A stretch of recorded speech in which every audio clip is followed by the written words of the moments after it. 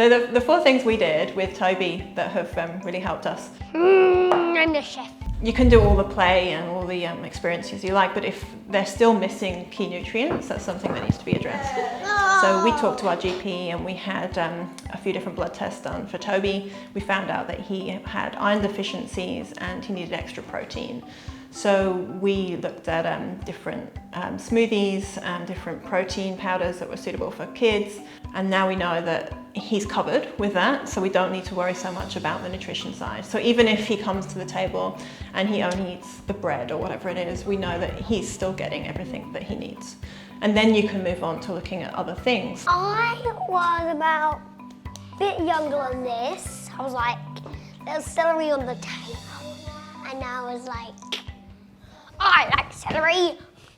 And then I actually really didn't like it. So that's what I do when I have food usually. Like, we went to the OT, we did the feeding therapy, we did all the play with food at home and with the feeding therapist.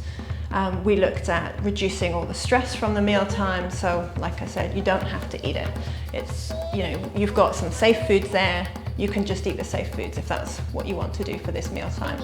And we're never saying, oh, do you want to try this? Do you want to try this? It's up to him whether he picks if he's ready to do that or not.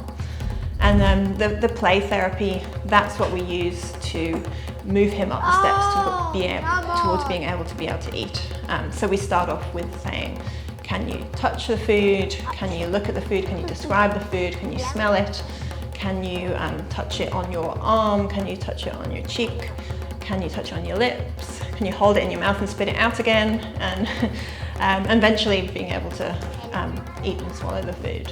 And then the fourth thing is really looking at different experiences around food. So we'll go and do some gardening. We'll be planting different like tomatoes or herbs or whatever it is. We'll involve him in the cooking. He loves being the chef. He loves being in control and writing the menu and presenting it and serving the food. And he loves watching movies about food. So Ratatouille is one of his favorite things, and he wants to be the chef or the food critic in Ratatouille as well. He kind of pretends and plays to be that. Or other things like even going to a cafe or a restaurant where it's different types of food is really interesting. So learning about that history and the culture and everything around it, so that food doesn't seem such a scary thing to him anymore.